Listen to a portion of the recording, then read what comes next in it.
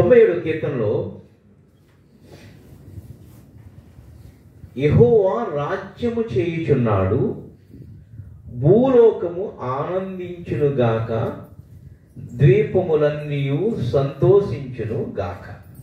హల్లెలూయా. దేవుడు ఈ భూమి మీదకి రాజ్యము చేయడానికి వస్తున్నప్పుడు, అనగా రెండవ రాకడకు సమీపించినప్పుడు చెబుతున్న మాట. హల్లెలూయా, హల్లెలూయా.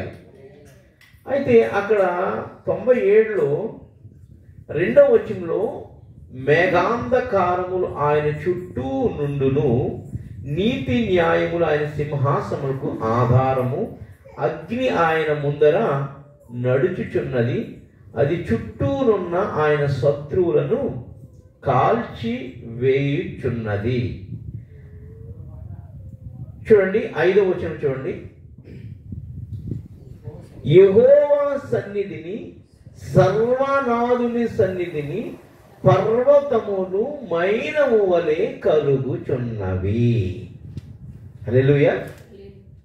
ఎవరి సన్నిధిని అంట? ఏం కలుగుతున్నాయి? పర్వతములన్నీ మైనం వలె కలుగుతున్నాయంట. ఏంట పర్వతములు? భూమి అంతటా ఉన్న పర్వతముల పైన, భూమి అంతటా ఉన్న పర్వతముల పైన, ఎత్తైన స్థలముల పైన హేయమైన వాటిని పెట్టుకున్నారంట. ఇజ్రాయేలుతో ప్రభు మాట్లాడుతున్నప్పుడు, మీరు ఎత్తైన స్థలముల్లో బలిపీఠాలు కట్టారు, ఎత్తైన స్థలములో నాకు ఇష్టమైన లేని కార్యాలు చేస్తున్నారు, అందుకని ఆ పర్వతములన్నిటిని మైనం వలె కలగజేయడానికి వస్తారంట. మైనం అంటే క్యాండిల్ ఎలాగైతే కనుక పైన అగ్ని వచ్చినప్పుడు కింద ఎలా కరిగిపోద్దో, ఆయన అగ్నిమయం వస్తున్నాడు కదా, అలా వచ్చినప్పుడు ఈ కొండలన్నీ కరిగిపోతాయంట. హల్లెలూయా. మొత్తం అన్ని బల్లపరిపోతాయంట. హల్లెలూయా. ఎందుకురా కొండల మీద ఆయన పడ్డాడు? ఎందుకు ఆయన కొండల మీద ఉన్నాడంటే, ఆ కొండల మీద హేయమైన ఎన్నింటిని పెట్టుంచారంట. హల్లెలూయా. నాకు ఈ రెవల్యూషన్ అంతకుముందు నాకు తప్పలేదు, కానీ నేను నిన్న చెప్పాను కదా ఎక్కడికి వెళ్ళాను, ఆ ప్రాంతానికి వెళ్ళినప్పుడు ఆ కొండలు చూసినప్పుడు ప్రభు ఈ ప్రత్యక్ష శిక్షణ. హల్లెలూయా, హల్లెలూయా. ఇంకా మీకు కొండల మైనం వలె కరిగిపోతాయన్నాడు. మీరు అక్కడ అనుకోవచ్చు అక్కడ భూమి లేదు కదా అని. ఇంకా చూడండి, మీకు ఇంకా బాగా అర్థం కావాలంటే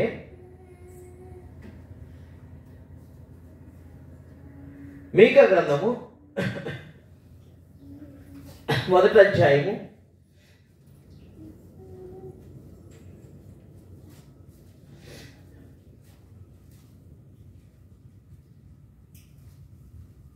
2 నుంచి. సకల జనులారా ఆలకించుడి, భూమి నీవును నీలోనున్న సమస్తమును చెవియొగ్గి వినుడి. భూమి దానిలో ఉన్న సమస్తము వినాలంట, చెవియొగ్గి. ఏం చేస్తున్నారండి ఆయన? ప్రభువగు యెహోవా మీ మీద సాక్ష్యము పలకబోచున్నాడు. పరిశుద్ధాలయములో నుండి ప్రభువు మీ మీద సాక్ష్యము పలకబోచున్నాడు. ఏంట సాక్ష్యము? 3వ వచనం. ఇదిగో యెహోవా తన స్థలమును విడిచి బయలుదేరుచున్నాడు. చదవాలి. ఆయన దిగి ఏ స్థలం మీద? ఉన్నత స్థలముల మీదంట. ఏం చేస్తాడంట ఆయన? ఉన్నత స్థలముల మీద నడవబోతున్నాడంట. ఆయన నడువగా అగ్నికి మైనము కలుగునట్లు పర్వతములు కరిగిపోవును. హల్లెలూయా. ఆయన నడిస్తే ఏమవుతుందని రాయబడింది 4వ వచనంలో, 3వ వచనంలో. ఆయన నడువగా అగ్నికి మైనము కలుగునట్టు. అగ్నికి మైనము కలుగునట్లు పర్వతములన్నీ కరిగిపోతాయి. అంటే ఇప్పుడు పాదాలు ఎక్కడ పెడుతున్నాడు ఆయన? ఉన్నత స్థలాల మీద, భూమి మీద ఉన్న ఉన్నత స్థలం అంటే పర్వతాల మీద పెట్టబోతున్నాడంట పాదాలని. ఎందుకు ఆయన పాదాలు అక్కడ పెడతాడు? ఆ ఉన్నత స్థలాల మీద వ్యర్థమైన వాటిని ఆరాధిస్తూ ఉన్నారని అదే ప్రభువు చెప్తున్నాడు. బలిపీఠాలు కట్టారు ఇశ్రాయేలులారా అని. హల్లెలూయా. అందుకు ఆ ఉన్నతమైన స్థలముల మీద అడుగు పెడతాడంట. మన కేరళ పర్వతం, కేరళలో దేవ భూమి అని పేరు దానికి. ఏం పేరు? దేవుని భూమి అంట కేరళ అంటే. అన్ని కొండలే, కొండల మీద అన్ని ఉన్నత స్థలాలు, బలిపీఠాలు. హల్లెలూయా. ఏమైపోయి అన్ని కరిగిపోయి కింద పడిపోలేదు మొత్తం కొండలని. ఎవరు పెట్టారు పాదం? హల్లెలూయా. ఈ 25లో దేవుడు ఉన్నత స్థలాల మీద పాదాలు పెడతానికి ప్రభు మనకు అధికారం ఇస్తున్నాడు ఈ సంవత్సరంలో. హల్లెలూయా, హల్లెలూయా. అందుకని ఉన్నత స్థలాల దగ్గరికి తీసుకెళ్లారు. ఎందుకు నాకు ఈ సంవత్సరంలో జనవరిలోనే ఎందుకు ఆ విజన్ రావాలి, ఫిబ్రవరిలోనే ఎందుకు వెళ్ళాలి అర్థమవుతుందా? మొత్తం జనవరి నేను ఉన్నత స్థలాల మీద కొంటూ వెళ్ళాను. ఆంధ్ర నుంచి ఎలా చెన్నై నుంచి కేరళ వరకు వెళ్ళాను. ఎందుకు వెళ్ళాను? ప్రభు వెళ్ళమన్నారు, వెళ్ళాను అంతే. ఆయన మాట చెప్పిన ప్రార్థన చేసుకుంటా. కానీ ఉన్నత స్థలాలని ఆయన పొక్కబోతున్నాడు అనేది ఈ సంఖ్య. హల్లెలూయా. మైను వలె కరిగిపోతుంది అక్కడ కొండ, మైను వలె పడిపోతుంది ఆ కొండలన్నీ. హల్లెలూయా. ఆయన వచ్చినప్పుడు జరిగేది కాదు, ఆయన వచ్చినప్పుడు జరిగేది అయితే కనుక అప్పుడు జరగదని నేను చెప్పట్లేదు. మరి ఇప్పుడు ఎందుకు జరిగిస్తున్నాడు దేవుడు? ఏదైతే కనుక ఆయనకి రావాల్సిన మహిమను దొంగిలిస్తూ ఉన్నాయో ఆ పర్వతాలన్నిటి మీద ఆయన పాదాలు మోపబోతున్నాడు ఇప్పుడు. హల్లెలూయా. ఆ పర్వత ప్రాంతంలో ఉన్న ప్రజలందరినీ ఆయన వైపు తిప్పుకోబోతున్నాడు తన మహిమ ద్వారా. హల్లెలూయా. అందుకు మనల్ని అడుగు పెట్టిస్తున్నాడు 25లో, 7లో. ఈ 7లో అక్కడ అడుగు పెట్టిస్తున్నాడు. హల్లెలూయా, హల్లెలూయా. ఆ ఉన్నత పర్వతాల మీద ఎవరున్నారు? నీ ఎక్కలేని ఎత్తైన కొండకు ఎక్కదగిన వాడెవడన్నాడు. అదే కీర్తనకారుడు. నీ కొండకు ఎక్కలే, ఆ కొండల్లో ఉన్నాడు ఈ ఉన్నత పర్వతాలని కట్టుకున్నారు అందరూ. అందుకని ఆయన దిగి వస్తున్నాడంట. మళ్ళీ మీకా గ్రంథం 1:2 వచ్చింది చదవండి. సకల జనులారా ఆలకించండి, భూమి భూమి నీలో ఉన్న సమస్తం అంటే చెట్లు గాని కొండలు గాని అన్ని కూడా చెవి యొక్కి వినుడి. ప్రభువకు యెహోవా మీ ఎందుకు సాక్ష్యం నామం వచ్చిన కూడా చూపిస్తాను.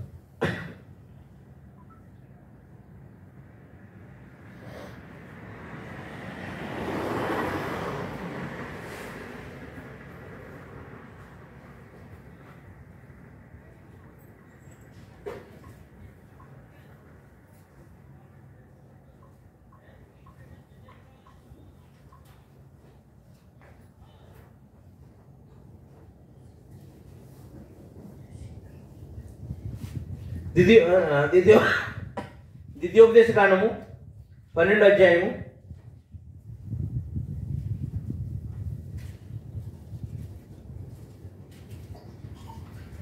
2వ వచనం. మీరు స్వాధీనపరుచుకొనబోవు పర్వతముల మీద నేమి, మెట్టల మీదనేమి, పచ్చని చెట్ల క్రిందనేమి, ఎక్కడైతే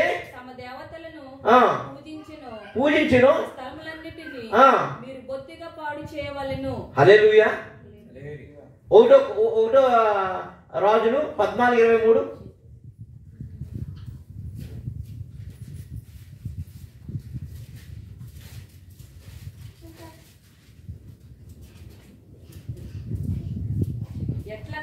ఎట్లనగా వారును ఎత్తైన పర్వతము మీదను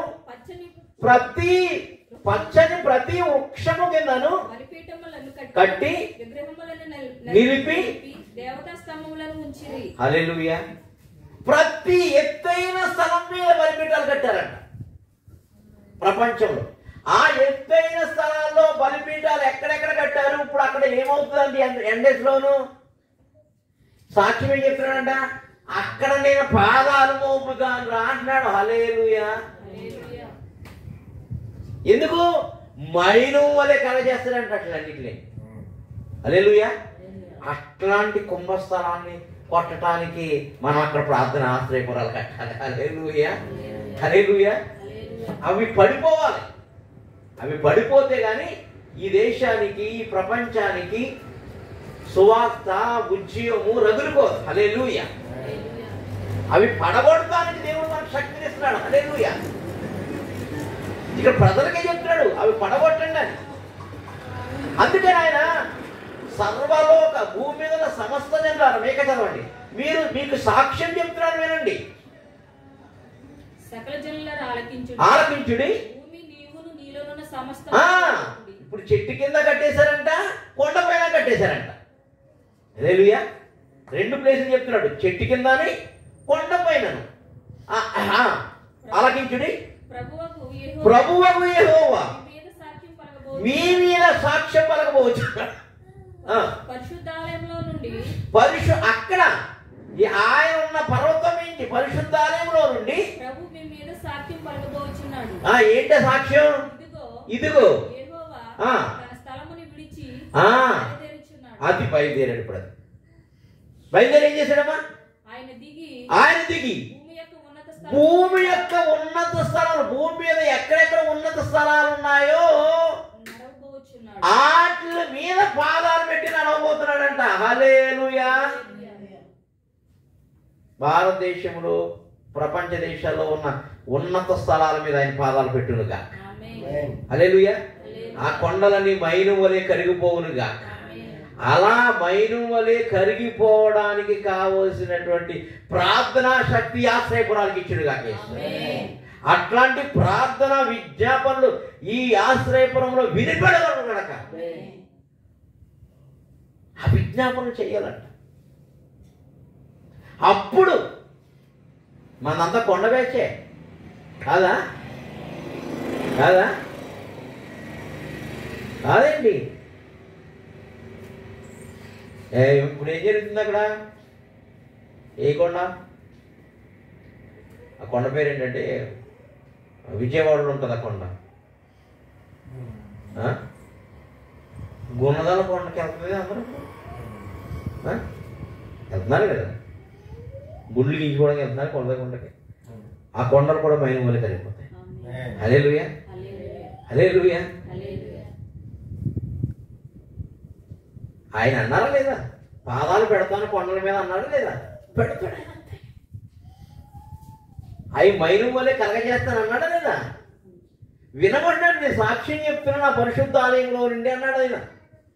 ఇప్పుడు అది జరగబోతుంది. మన దేవపర్వతంలో జరిగింది. దేవపర్వతం అంటే కనుక దేవుడు కోరుకున్న భూమి అని కేరళని పిలుస్తారు. ఆ పర్వతాలన్నీ ఎవడు పెట్టాడు పాదాలు? ఏ రాత్రి కాదు, ఎన్ని సంవత్సరాల నుంచి, కోట్ల సంవత్సరాల నుంచి ఉన్నటువంటి పర్వతాలు, కొండలు ఒక్క రాత్రికి ఎందుకు కుప్పకూలిపోయి? కొండ చెన్నీలు విరగడం కాదు సార్, ఆ కొండే కలిగిపోయి కిందకు వచ్చేయడం అన్నా. హల్లెలూయా. దేవుడు పాదాలు పెట్టడం మొదలు పెట్టాడు సౌత్ ఇండియాలో. హల్లెలూయా. హల్లెలూయా. ఇప్పుడు కొండలు ఎక్కడెక్కడ ఉన్నాయో వాటిలో ఏ అయితే కనుక ఆయన నామాన్ని, ఆయన మహిమను దొంగిలిస్తున్నాయో ఆ ఉన్నత పర్వతముల మీద, ఉన్నత శిఖరముల మీద, సియోను శిఖరం మీద ఆసీనుడైన వాడు పాదాలు పెట్టబోతాడు. హల్లెలూయా. హల్లెలూయా. హల్లెలూయా.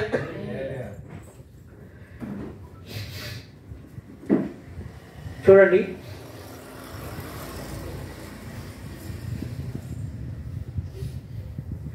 నాలుగు వచ్చిన చదవరా.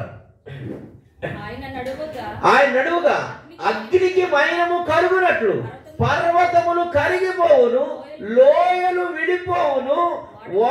ఏమైనా మొన్న ఎవరు చెప్తున్నారు ఎక్కడో విడిపోతుందండి ఒక లోయ, వేరే దేశం అంట విడిపోయంట భారతదేశానికి కలిసిపోతుందంట. హల్లెలూయా. వచ్చింది చూసారా? పేపర్లో వీడియోలో వచ్చింది చూసారా? వేరే దేశంలో భూమి ఇలా లోయల కింద విడిపోతుంది. హల్లెలూయా. ఎందుకు? ప్రభువు రాకడకి సూచన పర్ఫెక్ట్గా జరగబోతుంది. నువ్వెక్కడున్నావు? కొండల దగ్గర, ఆ కొండల లాంటి ఉన్న వాళ్ళ దగ్గర, ఆ దగ్గరికి వెళ్ళి జేజమ్మ కబుర్లు చెప్పుకుంటూ కూర్చున్నారు.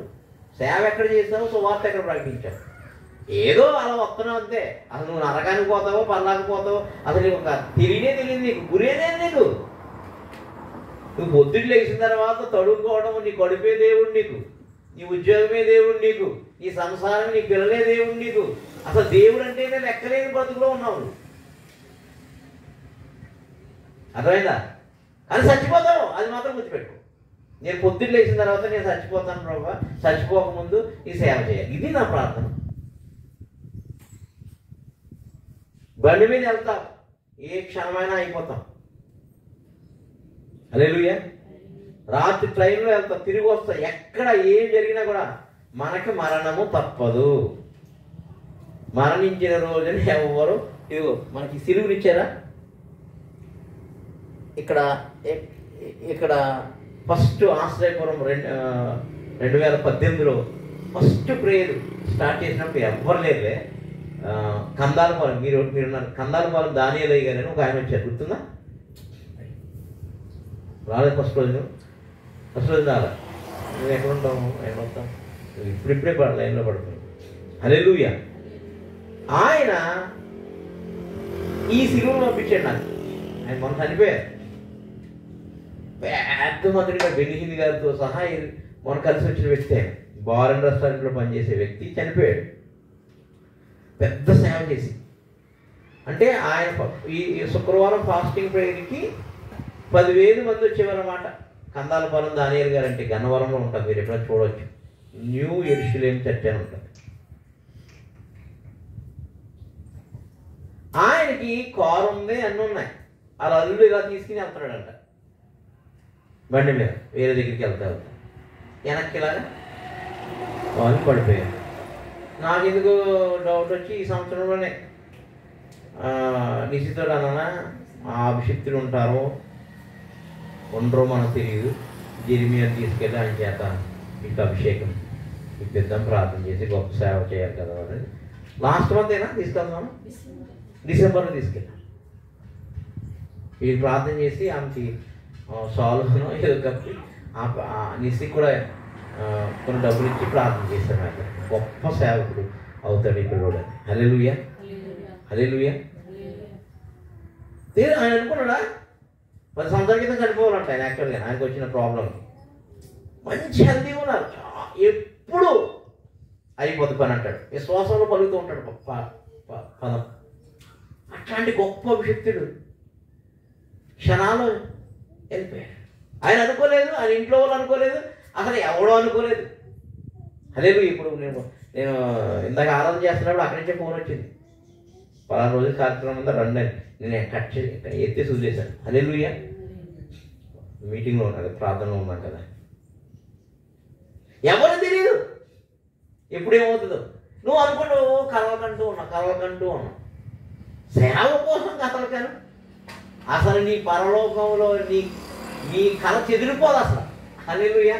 ఆత్మల కోసం కలలు కాను, పరలోకంలో నీకు ఇచ్చే బహుమానము, నీకు ఇచ్చే హోదా చెదిరిపోదు అసలు. ఏమీ లేదు, వెళ్ళిపోదాం అనుకుంటున్నాం ఎక్కడికో. కాబట్టి కొండల దగ్గర, కొండల మీద ఆ కాలంలో ఇజ్రాయేలు బలిపీఠాలు కట్టుకుని కలలు కంటున్నారు, దూపాలు వేసుకుని. అలా కలలు కనకండి క్రైస్తవులు. వాస్తవంలోకి రండి, సువార్తలోకి, సత్యంలోకి రండి. ప్రభువు రాకడ సమీపిస్తుందని ఎరిగి ఉండండి. దాని కొరకు నీ బాధ్యత ఏంటో తెలుసుకోండి. దాని కొరకు నువ్వు చేయవలసిన పని ఏంటో తెలుసుకో. నువ్వు అలా లేకుండా చాలా మోసం జరుగుతుంది. యూట్యూబ్ ద్వారా, ఫేస్బుక్ ద్వారా, సోషల్ మీడియా ద్వారా సత్యం వెళ్ళట్లేదు. అసత్యము 100 స్పీడ్, 120 స్పీడ్ వెళ్తుంది. సత్యం 10 దగ్గర ఉండిపోయింది. వాళ్ళే అందరూ చక్కగా అభినందిస్తూ ఉన్నారు, పొగుడుతూ ఉన్నారు. వాళ్ళకి ఏం తెలియదు బాబు. వాళ్ళు చెప్పే మాటలే మీకు ఇన్స్పిరేషన్గా ఉంటున్నాయి. సత్యం మాత్రం ఎక్కట్లే. ప్రభు అందుకని సాక్ష్యం పలుకుతాను అన్నాడు. రేపొద్దుటి నీ సాక్ష్యం ఏంటో నువ్వు ఒకసారి గుర్తుపెట్టుకున్నాను. సమస్త భూమి మీద ఉన్న సమస్త వాటికి వినమని చెప్తున్నాడా లేదమ్మా? భూమి మీద ఉన్న సమస్త చెవియంకి వినండి అంటున్నాడా లేదా? అంటే అందులో నువ్వు లేవా? చెట్టు ఉంది, అన్నీ సమాధానం చెప్తాయి. చెట్లు ఉన్నాయి, పర్వతాలు ఉన్నాయి, సముద్రాలు ఉన్నాయి, నదులు ఉన్నాయి, కొండలు ఉన్నాయి, కోనలు, అన్ని సమాధానం చెప్తాయి. నువ్వు కూడా చెప్పాలి కదా. జీవం గల దేవుని కోరికలో చేయబడ్డా నీవు కూడా సమాధానం చెప్పాలి. నీ పనేంటో సమాధానం చెప్పాలి, నీ బ్రతుకేంటో సమాధానం చెప్పాలి, నీకు ఇచ్చిన ఆవిష్కారం నువ్వు ఏం చేసావో సమాధానం చెప్పాలి. ఆ సమాధానం చెప్పుకునే సాక్ష్యము నీకు ఉంటుందా లేదో ఇప్పుడు ఆయన చెప్తున్నాడు. ఆ పర్వతముల పైన నేను ఎట్లాగైతే కనుక మైను వలె కరగజేస్తానో అలా మీరు కరిగిపోకుండా ఉండాలని చెప్తున్నాడు. హల్లెలూయా, హల్లెలూయా. చూడండి, మీకు ఇంకా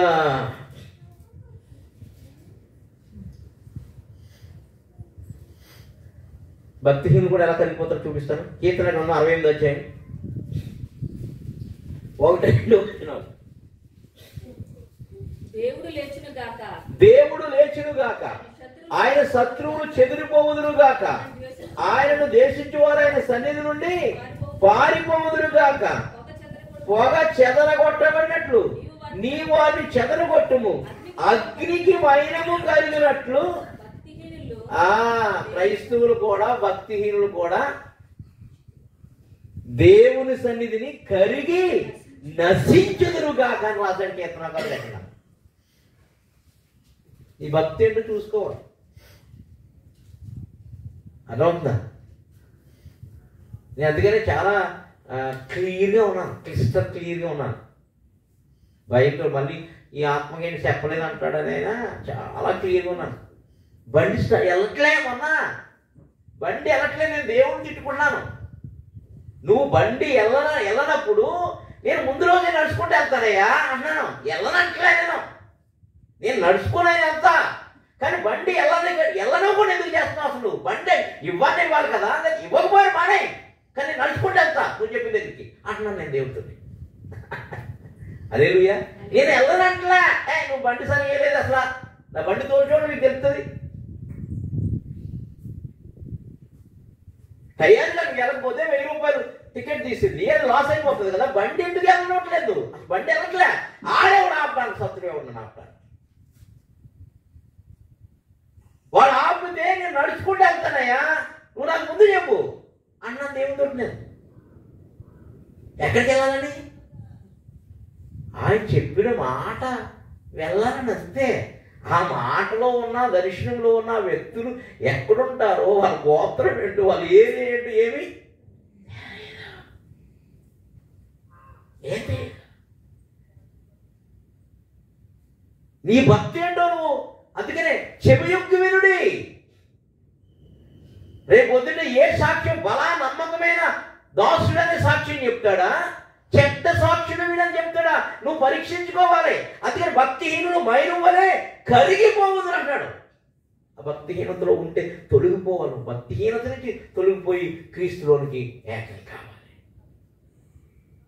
హల్లెలూయా, హల్లెలూయా.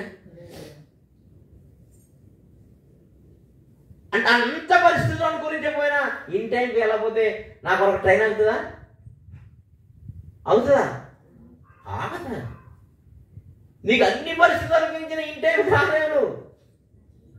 నీకు అక్కడికి ట్రైన్ ఆగుతుంది కదా, చర్చ ఆగుద్ది అనుకున్నాను. చర్చ ఆగుతుంది, సేవకుడు కూడా ఆగుతాడు, దేవుడు మాత్రం తలుపేస్తాడు. ఏలేదా? తలుపు దగ్గర కొట్టి తట్టలేదా? నేను తలుపు తెలిసి ఉంటానయ్యా, లేకపోతే ఆయన నన్ను అంతాడు. హల్లెలూయా. కానీ దేవుడు మాత్రం తలుపు తీయడు కదా ఆ టయానికి. అందుకని ఇక్కడే కట్టుకోవాలి, టైం ప్రకారం, సమయం ప్రకారం, స్వార్థ ప్రకారం, పరిచర్య ప్రకారం, ధర్మం ప్రకారం, వాక్యం ప్రకారం. కాబట్టి నీ భక్తిని కట్టుకోకపోతే నువ్వు కూడా మైనంలో కరిగిపోతావని తెలుసుకోవాలి. ఎవడో ఏదో వచ్చి చేయడం, నువ్వే చేయాలి, నువ్వే పురుగోలు. ఎన్ని సంవత్సరాలు చూడండి వాక్యం, ఎన్ని సంవత్సరాలు సేవ చేస్తున్నావు, ఎన్ని సంవత్సరాలు సంఘానికి వెళ్తున్నా నీలో చలనమే లేకుండా ఉంటే నీవు ఆయనతో నిశ్చయముగా చలిస్తూ ఆయనలో జీవిస్తూ ఉన్నామని కలకంటాం. అందుకనే రాళ్ళు కేకలేస్తాయంట. మనుషులు ఆగిపోతే రాళ్ళైనా కేకలేస్తాయంట. ఆయన మాట సెలవిస్తే తప్పట్లు పడతాయంట. హల్లెలూయా, హల్లెలూయా.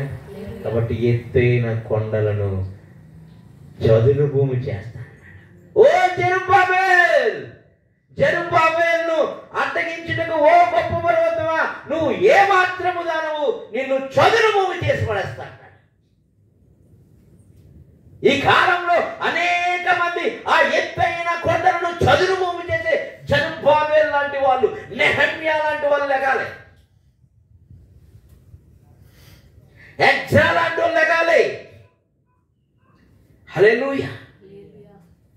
అట్లాంటి ప్రార్థనలు లెగాలి. ఆ కొండలను ఆయన వచ్చి కదిలించే వరకు నీవుంటే మరి నువ్వెందుకు ఇంకా తినడానికి తాగడానికి ఆదివారం గంటన్నర ప్రసంగం నేను కూడుకోవడానికి. హల్లెలూయా. అందుకని నేను రక్షించుకుంది. హల్లెలూయా.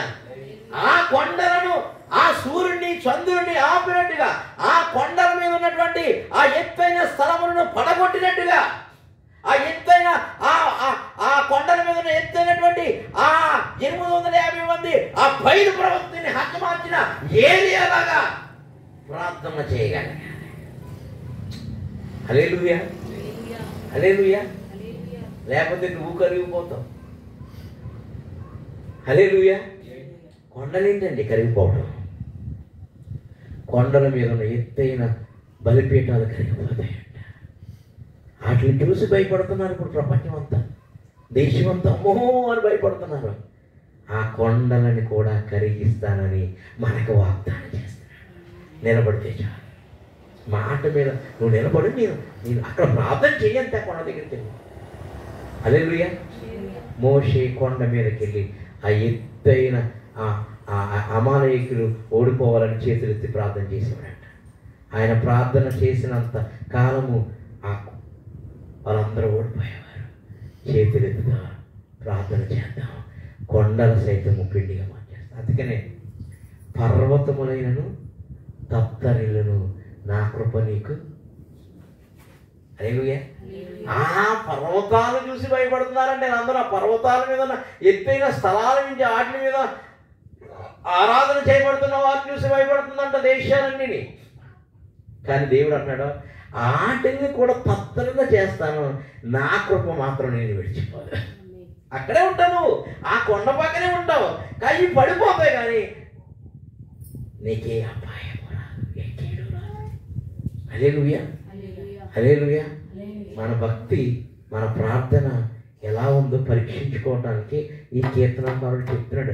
ఆ కీర్తనాకారుడు చెప్తున్నాడు, అవైనా మైనం వలె కరిగిపోతాయి, కానీ నేను చిరకాలము నీ మందిరములో నివాసము చేస్తాను. ఎందుకంటే నా దాగు చోటు నీవే. హల్లెలూయా. ఆ కొండలు పడిపోయినప్పుడు కూడా నా దాగు చోటు నీవే. ఆ మైనం వలె పడిపోతాయి. ఎందుకంటే నేను మామూలు కొండ మీద లేదు, సియోను కొండ మీద ఉన్నాను. బహు స్థిరమైన పునాది రాయనే కొండ మీద ఉన్నాను. హల్లెలూయా, హల్లెలూయా. ఆ కొండను పడగొట్టే శక్తి ఈ లోకంలో ఎవరికి లేదు.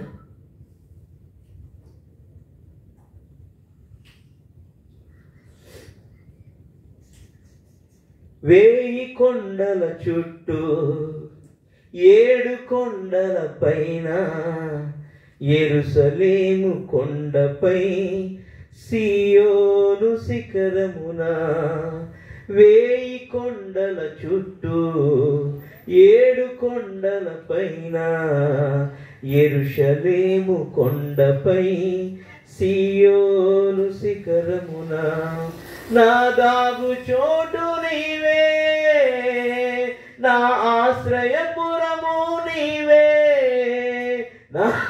నా దాగు చోటు నీవే, నా ఆశ్రయపురము నీవే, నా పక్కలమున నా దాగు చోటు నీవే, నా పక్కలమున నా దాగు చోటు నీవే. 1000 కొండలు ఉన్నాయంట యెరూషలేము కొండ చుట్టూ. హల్లెలూయా. యెరూషలేమేమో 7 కొండలపై ఉన్నదంట. ఆ 7 కొండల పైన సియోను పర్వతం ఉందంట. ఆ సియోను కొండ పైన యెరూషలేము పర్వతం, యెరూషలేము మందిరం ఉందంట. అక్కడ దాగు చోటుని ఏర్పరిచాడంట దావీదుకి. హల్లెలూయా, హల్లెలూయా, హల్లెలూయా. జెరుబ్బాబెలును ఎదురించే ఓ గొప్ప పర్వతమా, జెరుబ్బాబెలును ఎదురించే ఓ గొప్ప పర్వతమా, నా సన్నిధి ముందర ఈ కొండలన్నీ కరిగిపోవును, నా సన్నిధి ముందర ఈ కొండలన్నీ కరిగిపోవును, ఈ పర్వతములు తొలగిపోయినా నా కృప నిన్ను విడిచిపోలేదుగా. హల్లెలూయా. రాత్రి ఇచ్చారు, ఇంకా సరి చేస్తున్నాను పాటని. హల్లెలూయా. శృతులు, లయలు, గమ్యాలు. హల్లెలూయా. 1000 కొండల మధ్యన నివసించే నేను నీతో ఉండబోతున్నాను.